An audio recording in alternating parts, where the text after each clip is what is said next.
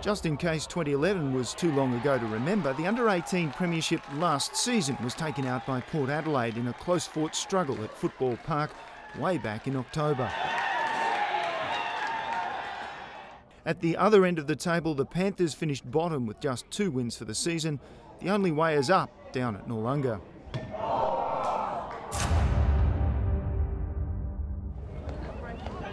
The 2012 season started with the Premiers at home to an Eagles side that didn't quite make the final series last year. But this Eagles side should make the talent scouts sit up and take notice, because this was an even performance all around from a team brimming with talent. There weren't too many standouts on Saturday because pretty well the entire team played well. But if you were looking to pick a couple of names, you'd need look no further than Caleb Lloyd and Luke Dunstan. They're both country boys, Caleb from the Blythe Snowtown Football Club and Luke from the beautiful South Australian town of Clare, about 130 kilometres north of Adelaide.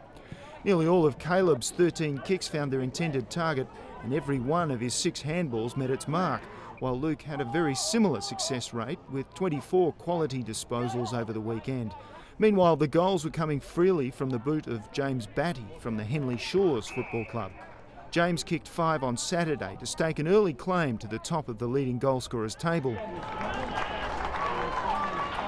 The newbies made a significant contribution for the visitors too. All in their first games for Woodville West Torrens were Sam Rowland from Balaclava, Tim Sumner from the Woodville South Football Club, and from a little further afield in Cairns was Lachlan Everett, who even managed a goal in his first match. Well done, boys.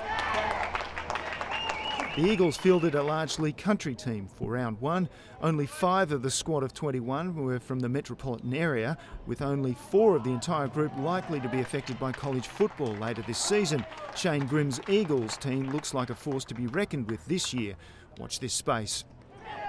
For the Magpies, Jake Johansson did his best to get his team back into this match. Jake's still an under-16, but his terrier-like energy means he's more than at home at this level.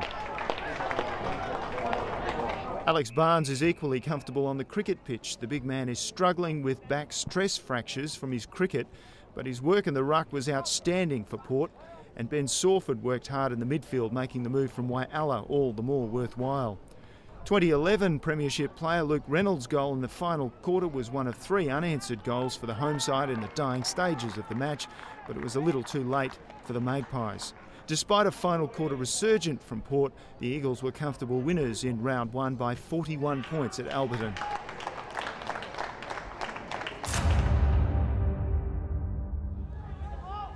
The Sunday fixture last weekend saw the Panthers' season take up where it left off in 2011. When you're over 50 points behind at the first break, it's all about damage control. Coach Kim Cobb urged his players to keep their heads up and win at least 1 quarter, but it was never going to happen, with not even one South Adelaide player winning his spot throughout the entire match. It's only round 1, but it doesn't look good for South. Westies, on the other hand, enjoyed what could only be described as a training drill.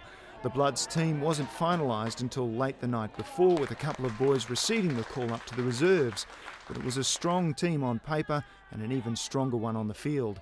And it was West's superior fitness that told the story of this match.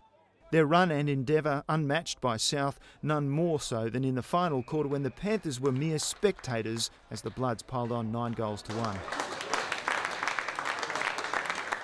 Most of the West's goals came from Mason Middleton. The young gun from Barmera kicked 8 in a trial game a couple of weeks ago. His 5 goals in this match perhaps a result of his strength and stature up front. He's a formidable sight in the goal square, that's for sure.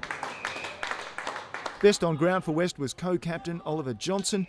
Oliver played 3 games in the reserves last year, and if it wasn't for an injury early on in the season, he would have been an even greater force for the Bloods in 2011. No sign of injury this year. Oliver kicked 1 goal in the final quarter from a massive 43 disposals. Good effort, Oliver. The Panthers never really troubled the Bloods. Brock Godwin-Nott tried hard across fullback, which was where the ball spent most of the game, but it was the Bloods recording an easy win on Sunday by 135 points over South Adelaide.